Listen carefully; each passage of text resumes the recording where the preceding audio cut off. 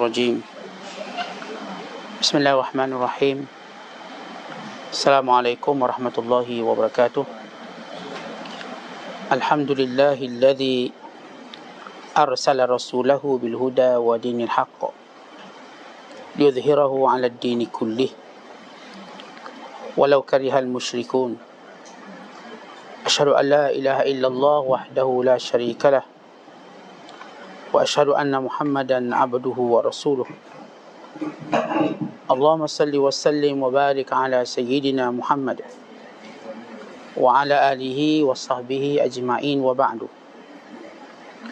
وقال المصنف رحمه الله تعالى ونفعنا الله به وبعلومه في الدارين آمين. Telah berkata Imamul Allamah Syekh Abdul Qadir Al-Jilani, semoga Allah Ta'ala merahmatinya dan kita mendapat manfaat serta barakah ilmunya.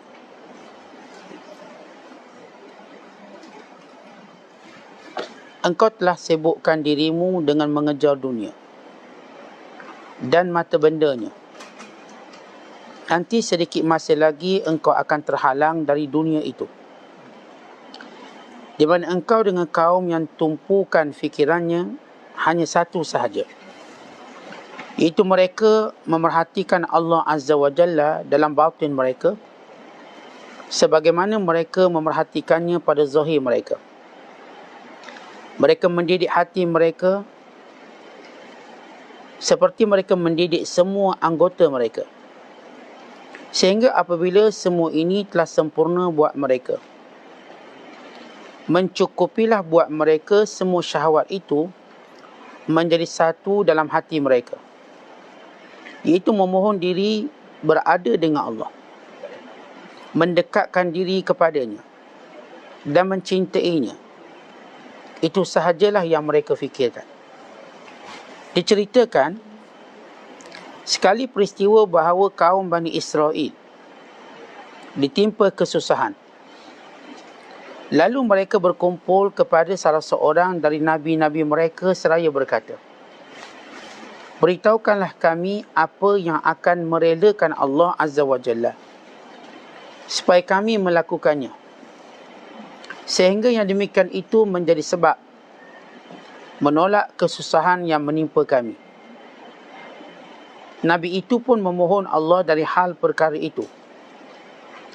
Maka Allah Ta'ala mewahyukan kepada Nabi-Nya, katakanlah kepada mereka, jika mereka mahukan kerelaanku, maka terlebih dahulu relakan perlakuan kamu kepada orang-orang yang miskin. Jika kamu merelakan mereka, aku akan rela dan redha kepada kamu. Tetapi jika kamu menyungutkan mereka, yakni menyusahkan mereka, aku pun bersungut terhadap kamu. Dengarlah, wahai orang-orang yang berakal, kamu masih tetap menyungukkan kaum fakir miskin, dan sekarang kamu mahu kerelaan Allah Ta'ala? Mana boleh dapat kerelaannya? Bahkan kamu selalu terjerat dalam kesungutan Allah. Tenanglah nasihatku yang kasar ini, supaya kamu berjaya.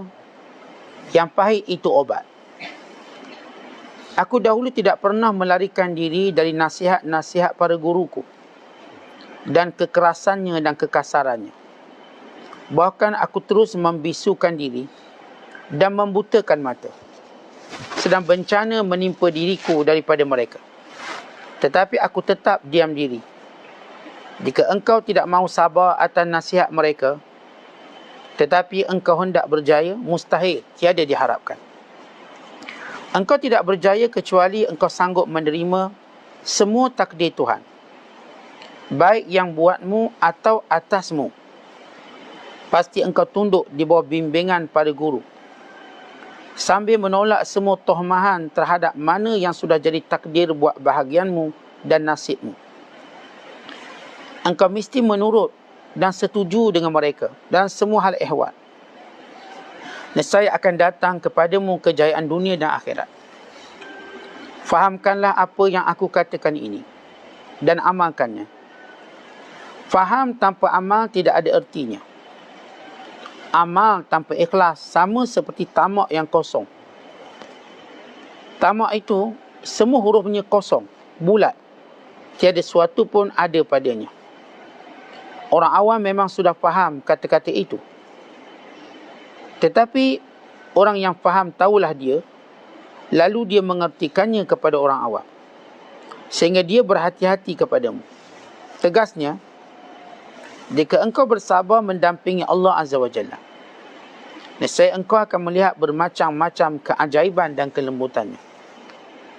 Nabi Yusuf AS, bila dia bersabar terhadap bencana para saudaranya, bersabar terhadap perhambaannya, penjara dan kehinaan, kemudian dia tunduk terhadap keputusan Tuhannya, akhirnya dia selamat. Akhirnya dia selamat juga dan menjadi seorang pembesar yang mengangkatnya dari lembah kehinaan ke mercu kemuliaan dan daripada maut kepada hidup. Begitu pula lah engkau. Jika engkau turut semua petunjuk syarak dan bersabar atas keputusan Allah Azza wa Jalla, serta engkau takut kepadanya, berharap penuh kepadanya, dan menentang kehendak nafsumu dan syahwatmu dan syaitanmu, nescaya engkau akan dipindahkan dari keadaan yang engkau berada sekarang kepada keadaan yang lain. Dipindahkan dari keadaan yang engkau benci kepada keadaan yang engkau suka. Berusahalah dengan penuh daya upaya. Kerana sesungguhnya dengan usahamu sendiri tidak akan berlaku apa-apa. Tetapi engkau tetap mesti berusaha terus. Dan bila engkau sudah berusaha, kelak akan datang kepadamu segala kebaikan. Ingatlah bahawa siapa yang menuntut sesuatu dan dia bersungguh-sungguh dalam tuntutannya, akhirnya akan terhasil juga. Berusahalah untuk memakan yang halal, kerana yang demikian itu akan mencahayakan hatimu dan mengeluarkannya dari kegelapannya. Sebaik-baik akal ialah yang mengenalkanmu tentang nikmat-nikmat Allah Azza wa Jalla, lalu mengajakmu untuk bersyukur kerananya, serta membantumu untuk mengaku dari hal nikmat-nikmat dan kadarnya. Muslimin dan muslimat yang dirahmati Allah sekalian, antara yang dipesan oleh Syekh Abdul Qadir Al-Jilani tentang bagaimana muamalah kita dengan dunia, dan bagaimana kita nak jadikan dunia ini satu, yakni dunia ini bersatu dengan akhirat. Apa yang kita lakukan dunia, kita mendapat keuntungan akhirat. Apa yang kita lakukan pada hal akhirat, kita dapat keuntungan duniawi.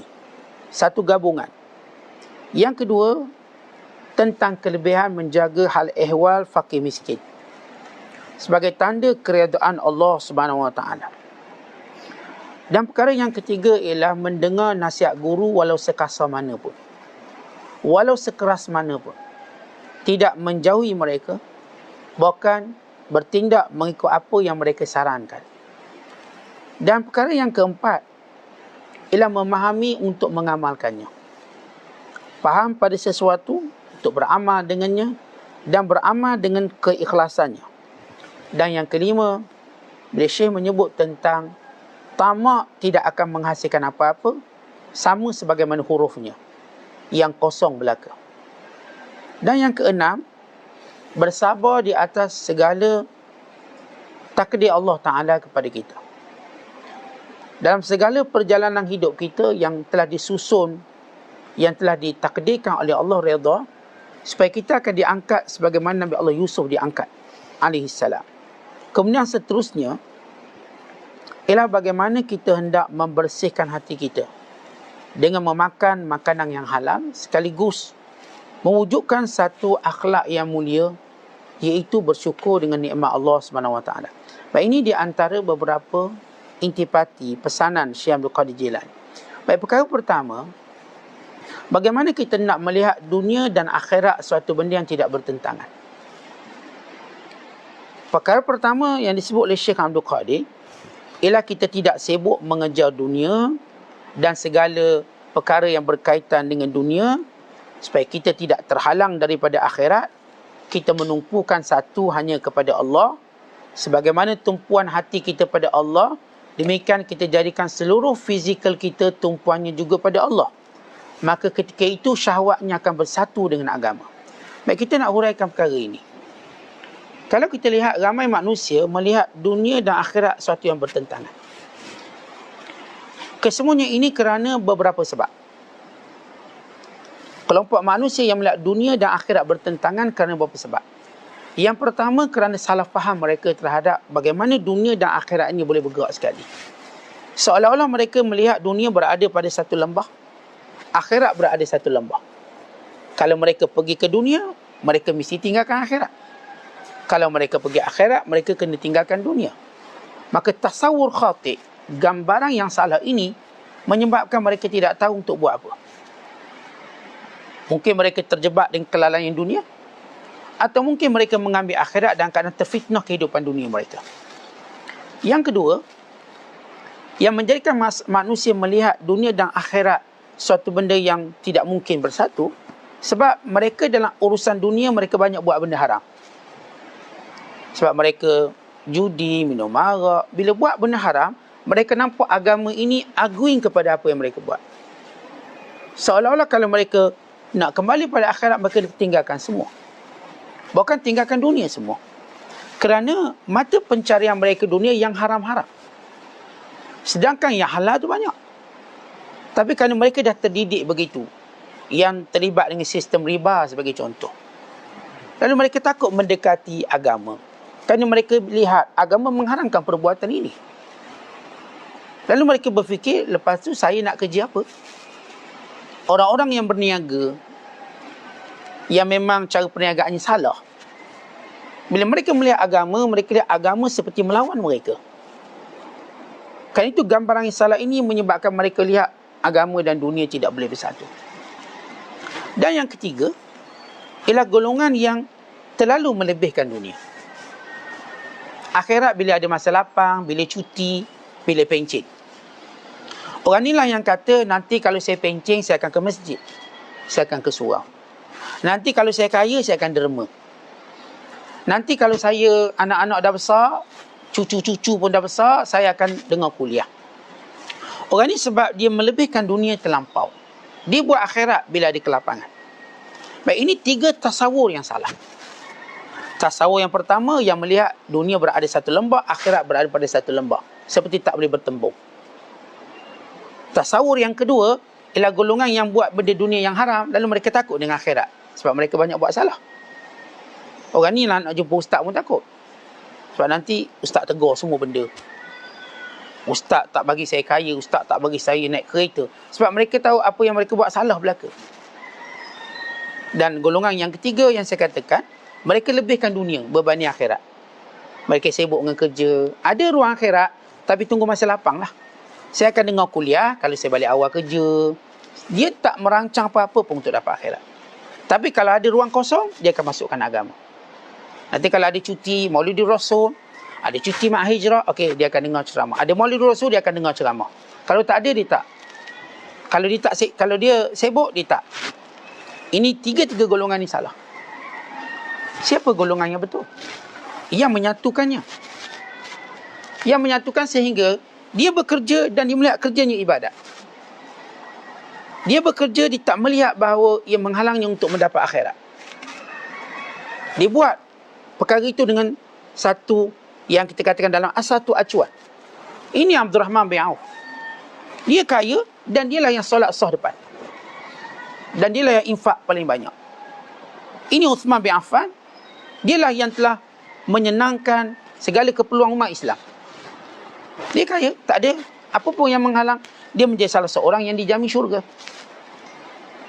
Sahabat-sahabat, mereka berjaya gabungkan dunia dengan akhirat. Sehingga pasar-pasar dibina di sebelah masjid. Bila terdengar azan, lalu mereka terus melaksanakan azan. Dan habis azan, mereka kembali berniaga.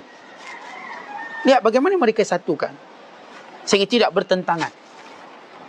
Bahkan Allah Ta'ala memuji orang-orang yang mengambil dunianya tanpa terjejas akhiratnya. Dan yang mengambil akhiratnya tanpa terjejas dunianya. Disebut dalam hadis. Kata Nabi SAW, Allah ta'ajub, yakni memberi pahala yang besar.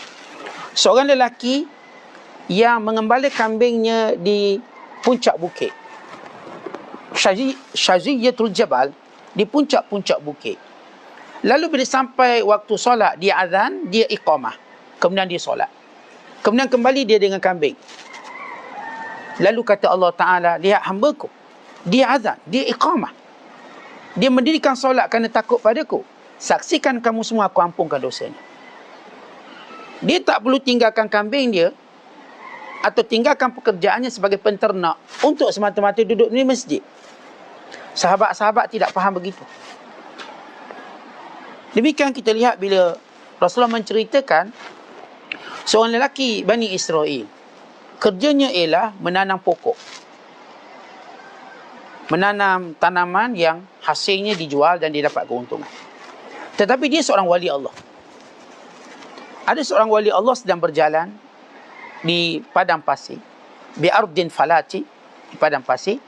Tiba-tiba dia terdengar suara dari langit berkata, wahai awan, siramilah kebun fulan bin fulan, penuhilah kantung airnya.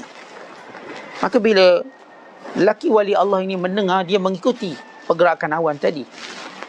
Maka agak awan tadi bergerak pada satu tempat, dan di situ ada kantung air ataupun tempat salinan air. Lalu hujan memenuhinya. Maka datang seorang lelaki, lalu dia mengalirkan air tadi kepada kebun-kebunnya. Hujan tadi betul-betul datang untuk penuhi dia punya syarjiyah, atau kita katakan takungan air. Lalu kata lelaki ini, wahai fulan, apakah amalanmu? Lalu dia kata, kenapa nak tahu amalan saya? Rahsia. Tak, ini kerana saya mendengar suaramu disahut di langit. Apakah kamu fulan bin fulan? Katanya, ya. Kalau begitu halnya, aku beritahu.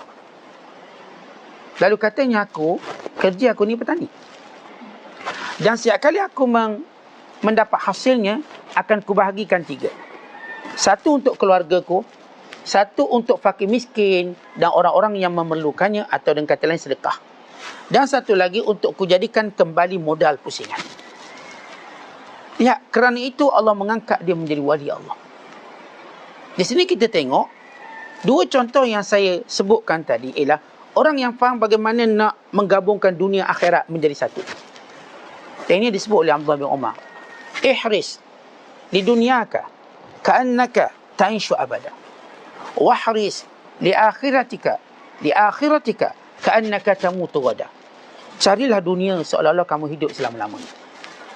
Carilah akhirat seolah-olah kamu akan mati esok hari. Mereka para sahabat, bila mereka berjaya gabungkan dunia akhirat, kerana itu mereka jatuhkan Rom, Parsi, mereka mengembangkan. Mereka mengembangkan dakwah Islam, bukan mereka menguasai jalan laut sebagaimana mereka menguasai jalan darat. Kerana mereka boleh gabungkan. Kelemahan kita hari ini, kita tak mampu gabungkan. Maka datang satu kelompok memusuhi dunia dengan semusuh-musuhnya, lalu tak nak ambil langsung. Lalu jadi fitnah pada agama. Datang pula mengambil dunia sewenang-wenangnya, lalu menjauhkan diri agama, maka dia binasa. Datang pula cuba menggabungkannya, sekejap dia ke sini, sekejap dia ke situ. Tak nampak konsistennya. Sekejap nampak dia macam ahli dunia, nampak macam bohong dia. Sekejap nampak macam ahli akhirat, nampak macam walinya. Dia jadi macam pelakon. Kejap berlakon watak ni, kejap berlakon watak. Dia tak tahu bagaimana nak gabungkan. Dia tak tahu nak gabungkan. Tetapi orang yang punya ilmu betul-betul, lihat bagaimana digabungkan dunia akhirat. Sebab itu para ulama memberi 4 syarat bagaimana cara gabungannya. 4 cara kita nak gabungkan dunia akhirat dalam satu acuan. Seolah-olah bila saya ambil dunia, saya tak pernah tinggalkan akhirat. Dunia itu sendiri menjadi akhirat. Seolah-olah bila saya ambil akhirat, dia tidak akan menjadikan saya menjauhi dunia. Dunia itu menjadi sebahagian akhirat. Jadi kalau saya bagi contoh tadi, saya bekerja, saya dapat gaji bulanan 10,000 ke 5,000 ke misalnya, pekerjaan saya itu ibadat. Dan duit yang saya dapat itu menjadi sedekah, pahala nafkahnya, pahala itunya, pahala ininya. Maka tidak ada pemisahan. Ketika mana saya berrehlah, ketika mana saya berjaulah, ketika mana saya bernuzhah, yakni berpiknik misalnya, dia bukan satu saya sedang buat perkara dunia, saya sedang buat perkara akhirat. Kerana saya melihat kebesaran Allah, saya melihat ciptaan Allah yang hebat, saya memuji Allah. Di sebalik saya bernuzhah, berpiknik, saya sedang memuji Allah. kecantikan langit dan bumi, air terjunnya, sungai-sungainya, pantai-pantainya, pulau-pulaunya. Saya berkata, subhanallah, Maha suci Allah. Rabbana ma khalaqta hadza batila. Ya Allah, ini ciptaan kamu yang tidak sia-sia. Saya mendapat pahala yang banyak. Walau saya sedang berpiknik. Saya sedang makan makanan yang lazat, yang sedap. Saya bersyukur pada Allah. Maka saya tidak buat perkara dunia yang menjejaskan akhirat. Saya juga tidak buat benda akhirat yang boleh menghalang dunia saya. Saya gabungkan. Time saya makan dan makan itu dia ibadat saya. Saya tidur. Bukan bila tidur je tak buat pahala. Sebab tidur saya tak buat apa-apa kebaikan. Bila jaga baru buat pahala. Tak. Tidur dan jaga saya sama-sama buat pahala. Waktu tidur saya buat pahala. Saya berada dalam pemeliharaan Allah. Kerana saya tidur dalam keadaan mengingati Allah. Berzikir dengan adab tidurnya. Maka Allah pelihara saya sampai subuh. Dengan mimpi-mimpi yang baik. Dengan perlindungan-perlindungan dan sebagainya. Jadi tidur saya ibadat. Tidur saya pula untuk niat bangun, qiyam, bangun subuh. Ya ibadat.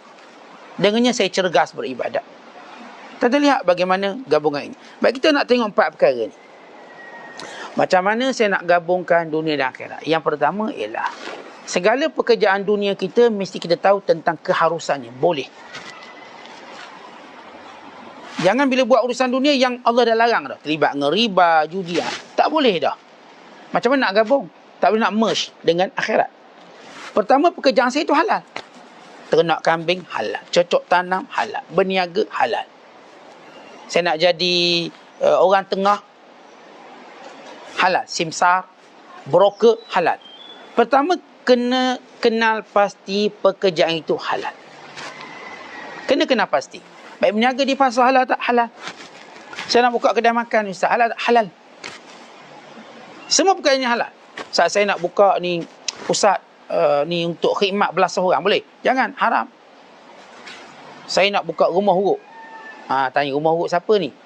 Urut lelaki-lelaki lah, Ustaz. Kalau perempuan saya ada, saya punya perawat perempuan, okey, halal. Tapi kalau rumah urut dengan maksud lain, haram. Pertama, pastikan pekerjaan dunia kita halal. Tuan-tuan nak main apa? Main bola, main takraw, okey, halal.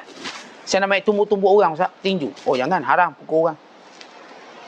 Pukul orang tu diharamkan. Okey, tak boleh. Main gusti tak apa, kita cuma tactical je. Pukul-pukul orang ni jangan. Melainkan kalau kita gaduh betul-betul.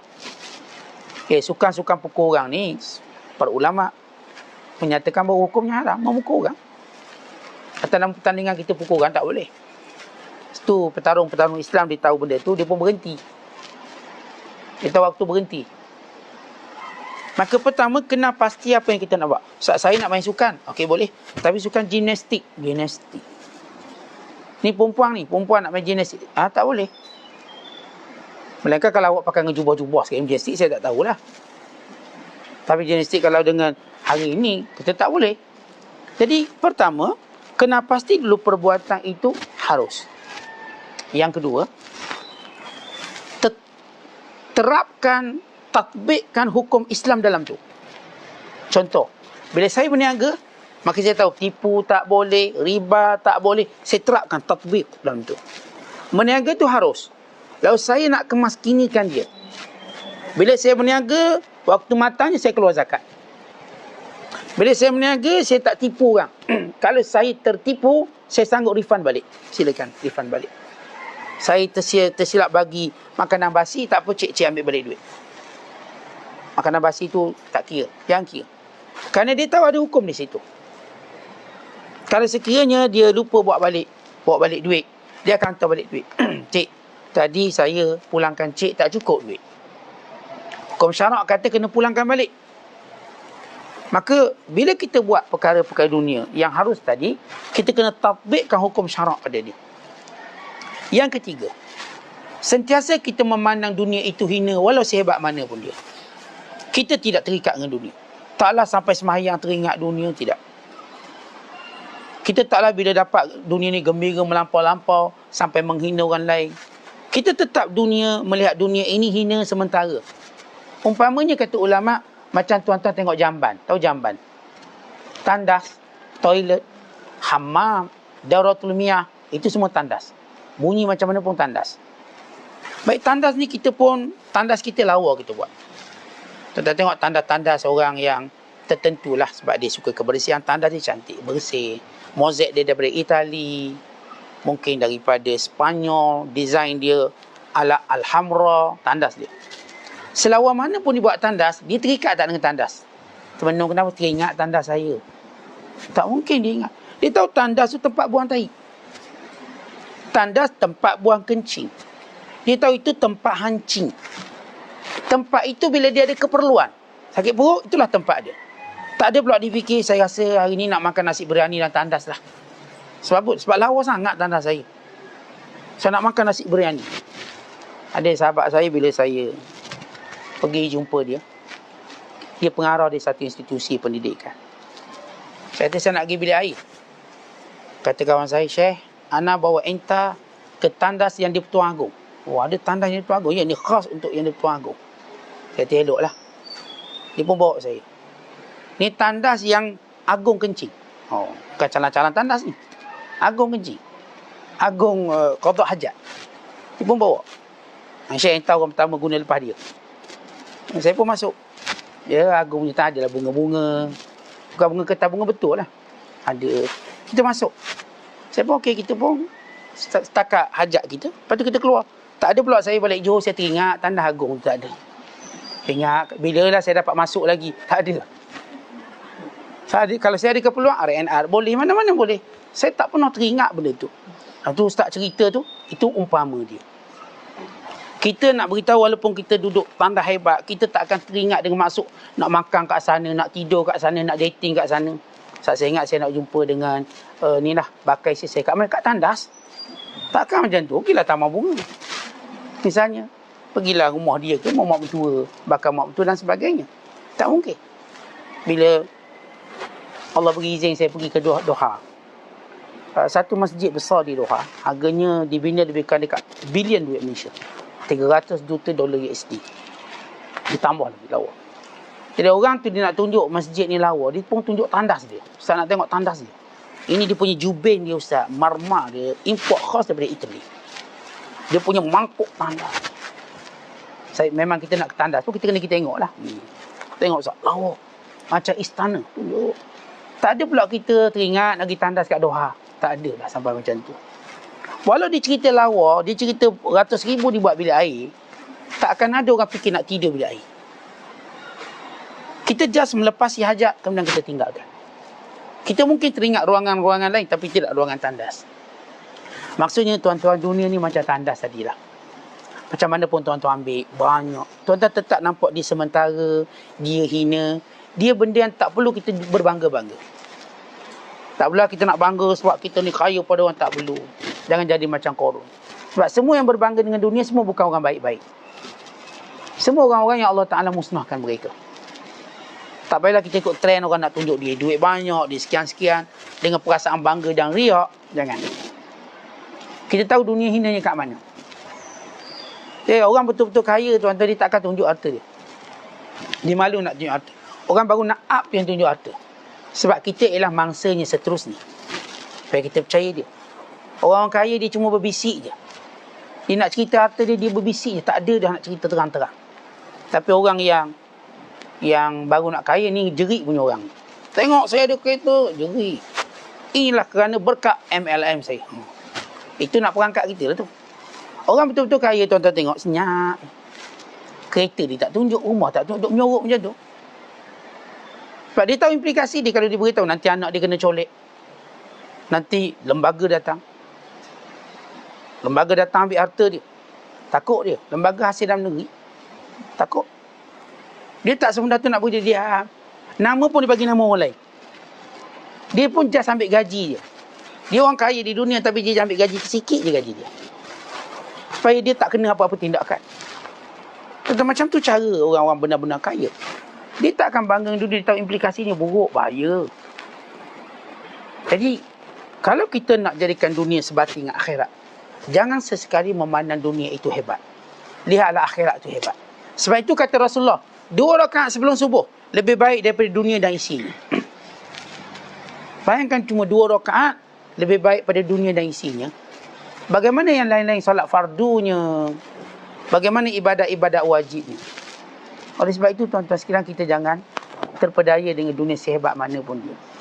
Kalaupun kita ada kereta mewah, rumah besar, kita ini semua akan kita tinggalkan satu hari nanti. Kita tak akan bawa dalam kubur. Baik, perkara yang keempat dalam muamalah kita dengan dunia ini ialah jangan sesekali dunia ini melalaikan kita dari akhirat.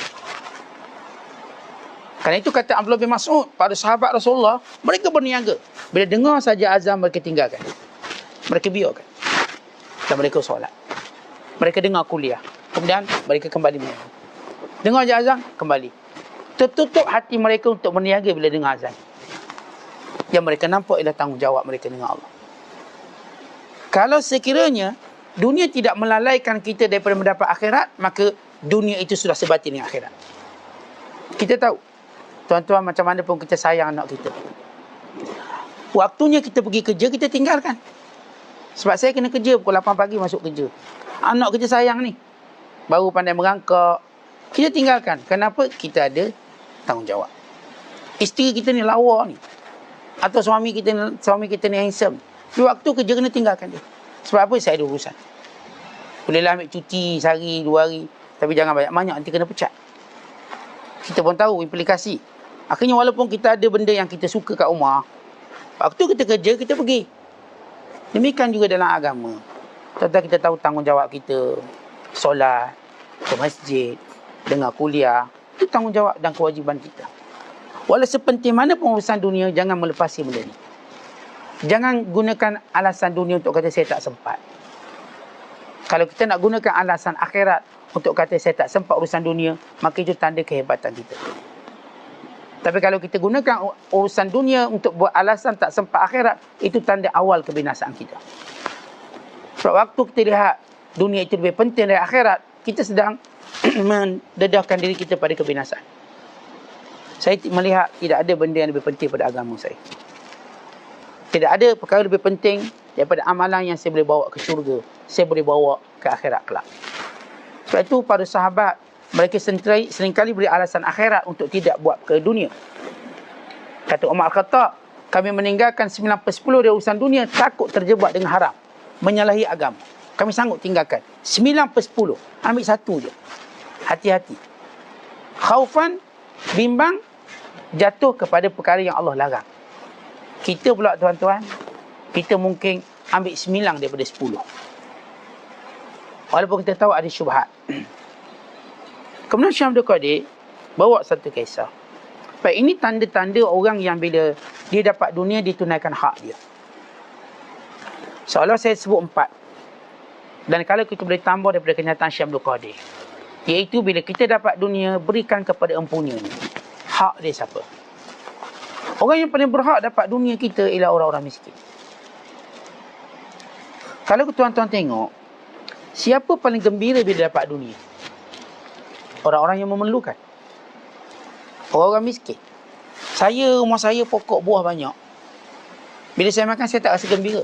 Tapi waktu saya beri pada orang yang dia tak ada pokok tu, dia akan gembira. Saya tuan-tuan kereta banyak, saya tak rasa gembira. Dia naik kereta banyak-banyak. Tapi waktu saya beri seorang pinjam kereta, dia tak ada kereta, dia gembira. Orang ni yang kita cari. Saya duit banyak misalnya. Saya bilang duit 100,000, saya tak rasa apa. Tapi ada orang kita bagi dia RM1, 10 keping, dia bilang dia cukup gembira. Sebab dia tak ada duit. Saya mungkin makan makanan pun lebih kurang je. Saya seronok bayar je. Ada orang waktu kita bagi makanan, dia amat gembira. Mereka ini namanya para fakir miskin yang perlu kita beri hak. Bani Israel, mereka jumpa dengan Nabi Musa. Mereka jumpa dengan Nabi zaman mereka. Dia kata, kami ni susah. Ditimpa dengan bala macam-macam. Boleh tak tunjukkan kami satu amalan yang Allah akan redha kami dan angkat bala ni? Lalu kata Nabi zaman Bani Israel ni, boleh. Nanti saya akan tanya Allah lah. Sebab Allah turunkan wahyu. Maka Allah Ta'ala turunkan wahyu. Caranya ialah kamu gembirakan, kamu redakan fakir miskin. Dengan itu aku akan gembirakan kamu dan reda kamu. Sebab tuan-tuan, orang yang tak suka dekat dengan fakir miskin, sebab sombong telah bersarang di hati dia. Dia mula lihat dia satu level yang tak boleh orang lain nak dekat. Maka orang miskin menjadi mangsa, sedangkan mereka memerlukan sebahagian yang ada pada dia. Kalau itu orang beriman tahu. Wa fi amwalihim hakkum ma'lum lis-sa'il wal mahrum. Pada harta mereka ada hak orang lain. Yang meminta atau yang tidak meminta. Maka bila Bani Israel ini, mereka Allah timpakan musibah, dia cari apa sebab musibah ni turun? Meniaga dah tak selaku dulu, bisnes tak sehebat dulu, untung tak sebanyak dulu. Jawapannya kerana kamu tidak mengembirakan dan meredakan fakir miskin. Kalau kamu redai mereka, Allah reda kamu, Allah perbanyakkan lagi rezeki kamu. Tapi tuan-tuan, berapa orang sanggup bila dia berjaya lalu jadikan fakir miskin sebagai keutamaan dia? Akhirnya yang jadi keutamaannya ialah kawan-kawan yang dah kaya. Itu keutamaan dia. Dia beri pada kawan-kawan yang dah kaya, bukan pada orang miskin. Sebab itu masalah hari ini tuan-tuan bukan kemiskinan. Masalah ini ialah kerana tidak adanya perkongsian antara orang kaya dengan orang miskin. Kalau ada perkongsian ini, nescaya kita tak akan cerita barang mahal, kita tak akan cerita sayur mahal, kerana ada perkongsian orang kaya dan orang miskin. Katakan saya tanam sayur, mana yang tak ada sayur ambil lah. Tak ada isu harga. Saya ternak kambing, ternak lembu, saya pun sembelih sekali-sekali, okey bagi. Bila ada satu bentuk, kita katakan perkongsian ini, maka semua bentuk harga pasaran ini akan normal.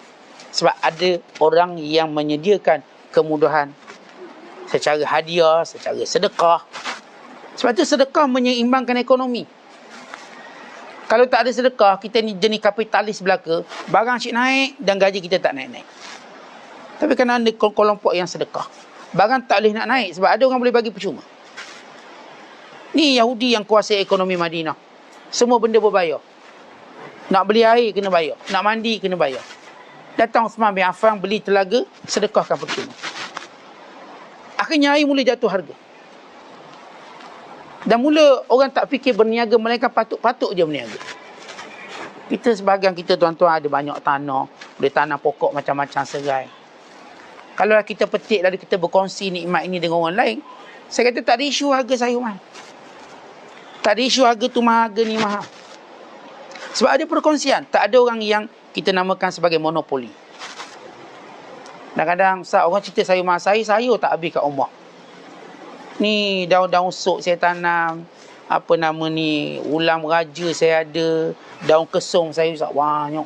War-war kan, siapa nak daun kesung datang rumah saya. Percuma ambil. Pasar dengar di mana orang viral benda tu jatuh harga daun kesung. Benda yang kita ada tuan-tuan. Ni kelapa, siapa nak ambil kelapa ambil lah. Bayar yang 50 sen. 50 sen RM1 buat bayar bil air je. Misalnya, ni kelapa, tak jadilah satu kelapa sampai macam harga musangking. Kita bimbang nanti akan wujud kelapa musangking. Bimbang kita. Dengan kegairahan manusia mencari nilai lebih mewah. Sekarang ni cukuplah durian musangking. Jangan yang lain lagi musangking. Nanti kangkung musangking, habis kita. RM80 sekilo. Jadi tuan-tuan, bila adanya kelompok yang berkongsi dengan fakir miskin atau berkongsi dengan orang yang memerlukan, maka harga jadi normal. Normal harga. Harga tu benar-benar harga berniaga, bukan harga cekik darah. Tapi kita alhamdulillah, kita Malaysia bumi luas, tanah banyak, subur. Tuan-tuan campur apa pun hidup. Dia bukan isu tangan panas, tangan sejuk, isu malas rajin. Ustaz mak saya kata tangan saya panas Ustaz, tu tanah tak pernah hidup. Tak mak awak tu dia beradak dengan awak, takut awak kecil hati. Dia nak kata awak tu pemalas. Tapi nak kata pemalas kan 3 hari tak balik rumah. Kau ni jenis tangan panas lah. Tu tidak hidup. Tapi tanam tak siram-siram mana nak hidupnya. Tanam pokok balok tak apa lah. Tanam kena baja, kena itu. Saya tak pernah percaya orang cerita tangan sejuk, tangan panas. Mereka saya cuma percaya malas dan rajin. Orang kalau rajin tuan-tuan insya-Allah. Kalau tanam sekali mati, dia belajar lagi, dia belajar akhir hidup. Bila dia hebat, dia tanam pun hidup. Melainkan kalau tanam mayat, dia tak hidup. Itu tak boleh buat apa. Itu memang ketentuan Allah. Jangan Ustaz, dia punya tangan sejuk Ustaz. Kalau tanam mayat pun hidup balik mayat. Itu tangan berhantu, bukan tangan sejuk. Jadi ini kita katakan bagaimana penyelesaian ekonomi. Kemudian Syekh Abdul Qadir sebut. Ni aku nasihat kadang-kadang keras, kadang-kadang kasar. Dengarlah nasihat aku. Tuan-tuan, bila kita kadang-kadang jemu dengan nasihat mak, kita kata mak membebel. Marah. Tuan-tuan, bila kita dah kata mak kita membebel, kita tak dapat lagi keberkatan nasihat dia. Habislah. Sebab kita dah meletakkan nilai nasihatnya dengan tidak ada nilainya.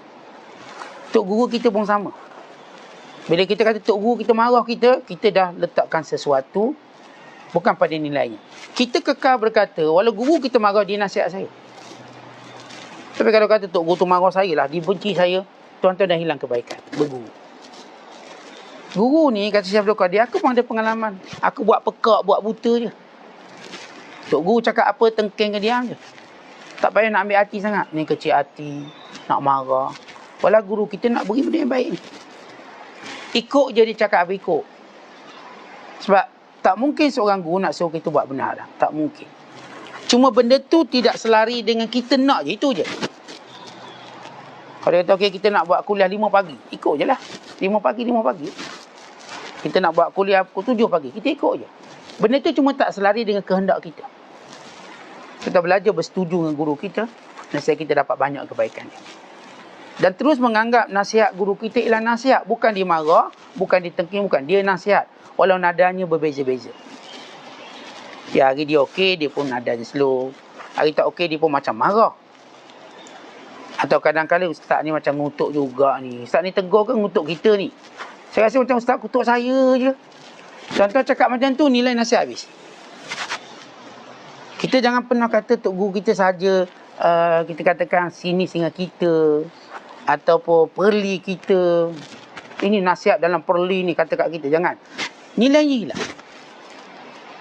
Tentang emas, dia pecah walau tak terbentuk, dia tetap emas dan harganya mahal.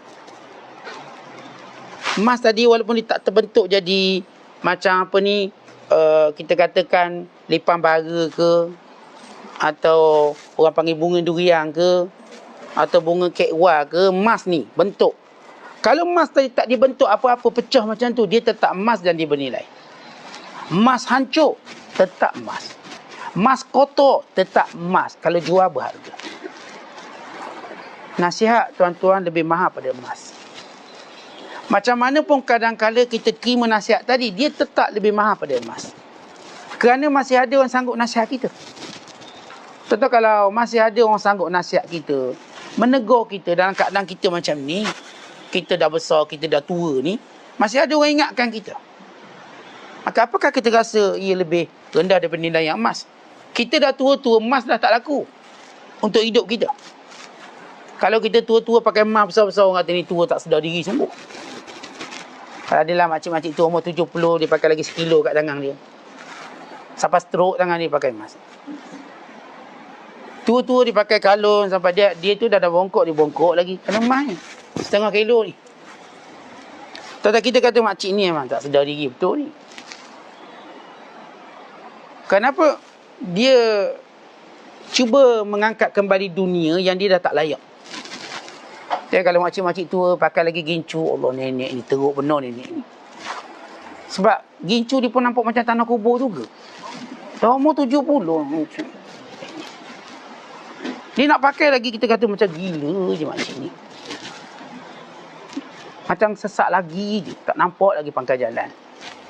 Dia macam tak kenal lagi jalan kubur dia. Tentang dunia ni bila sampai tahap umur kita, dia jadi terhina kalau kita cuba ambil. Kalau kita cuba ambil, terhina. Kita tengok tangga pun dah jadi benci. Dulu cita-cita nak umur 3 tingkat lah, 4 tingkat. Dah tua, tengok tangga pun fobia, trauma. Sebab apa? Tak boleh naik tangga dah. Lutut rasa nak tercabut. Kat mana? Saya ustaz atas yang tak ada tangga. Kalau boleh tak ada tangga, jangan naik tangga. Tak boleh ada satu tekanan, stres. Nanti saya sakit. Kerana kita dah tua. Kerana kita dah tak layak untuk menikmati kemegahan dunia. Tuan-tuan sekalian, jadi nasihat tok guru kita kadang-kadang kita dengar macam nakal nasihat dia. Kadang-kadang kita dengar macam peli kat kita, kutuk. Tak ada. Dia nasihat. Selagi mana tuan-tuan pandang ia nasihat, keberkatan dalam hidup kuat. Baik kalau tuan-tuan boleh kata, ustaz perli saya dah tu. Kita pun tak pergi kuliah dah, ustaz cik perli je. Kita pun tak dapat apa-apa. Sebab nasihat tuan-tuan didatang dengan pelbagai cara. Dan mereka memahaminya dengan cara Nabi SAW. Pasal menasihatinya, Nabi buat macam-macam cara. Kadang-kadang kasar, keras. Kadang-kadang lembut, kadang-kadang memujuk. Kadang-kadang pelbagai cara. Para ulama, mereka ni ikut Nabi dalam memberi nasihat. Kadang-kadang nasihat tu perlu kena jauh. Nasihat orang ni untuk kenakan orang ni. Macam pepatah Melayu kita sebut. pukul anak, sendiri menantu. Kalau menantu tak boleh dia bagi nasihat direct. Sendiri je lah. Maka dia sendiri. Maka selagi mana kita menilai nasihat, hebat kehidupan kita. Kemudian Syekh Abdul Qadir menyebut, apa yang kita cakap, belajar untuk faham. Sebab itu bila kita belajar, tak faham, aib. Mak kita tanya kita masa kecil, faham tak cikgu ajar? Tak faham lah. Kenapa tak tanya? Kita tanya anak-anak kita, cikgu ajar faham? Tak faham. Tak apa, nanti mak ambil cikgu tuition pula, biar faham. Dan bila mana kita faham, tujuan nak beramal. Kita kena faham ustaz-ustaz kita cakap, tok-tok guru kita cakap. Kemudian kita mesti ada niat untuk beramal dengan dia. Contoh, kalau kita belajar sesuatu dan tidak beramal, kita ni orang yang tamak nama dia. Tamak ni huruf ta tu dalam tu bulat kosong. Huruf mim dalam tu bulat kosong.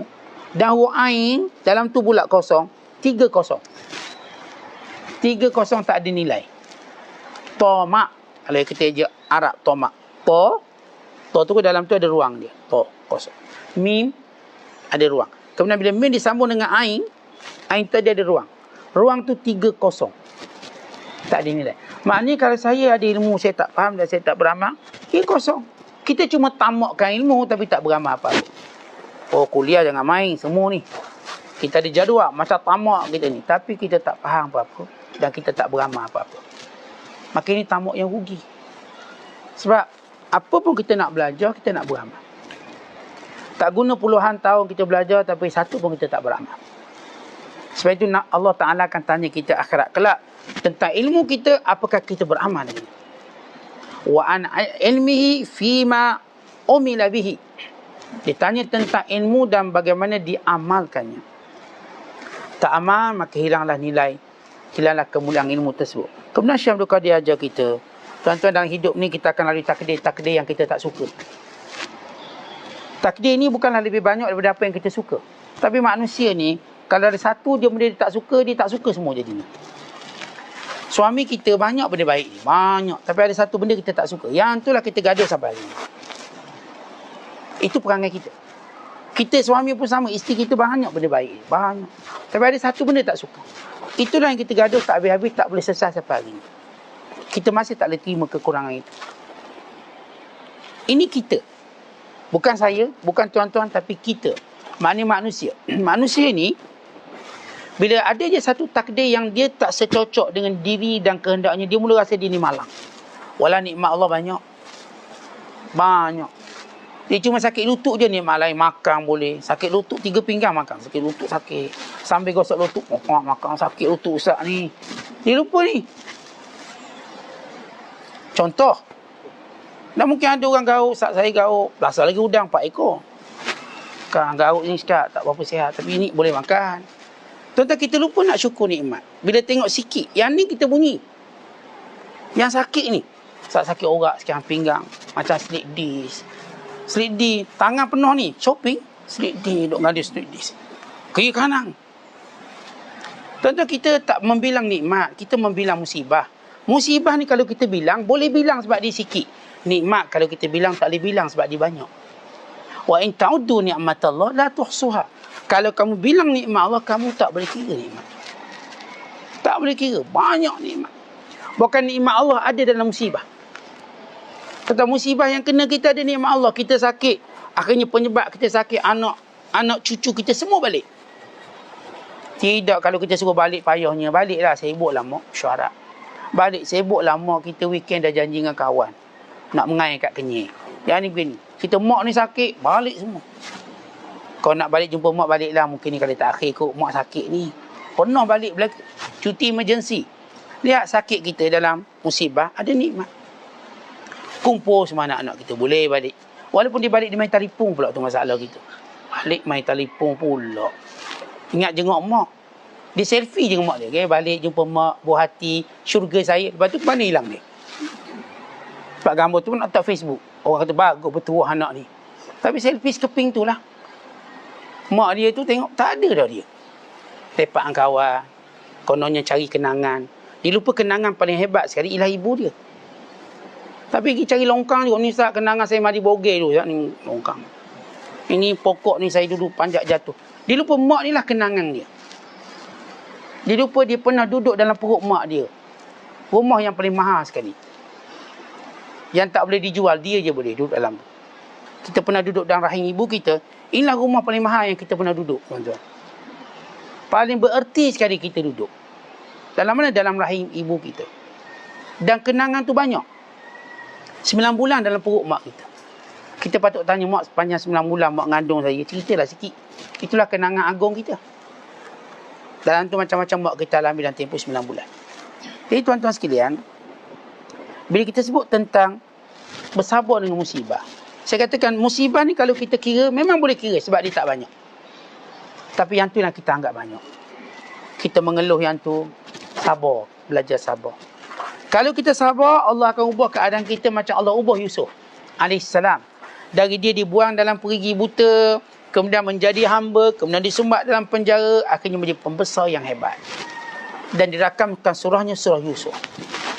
Diceritakan bagaimana taqallubal ahwal, perubahan keadaan sehingga dia menjadi keadaan yang paling dia paling hebat sekali. Dan kita tuan-tuan, bila kita dapat satu nikmat, kita berada pada puncak, kita mula lupakan segala kesusahan kita. Orang kaya, kalau kita tanya dia, mesti dia cerita, dulu pun Ustaz saya susah.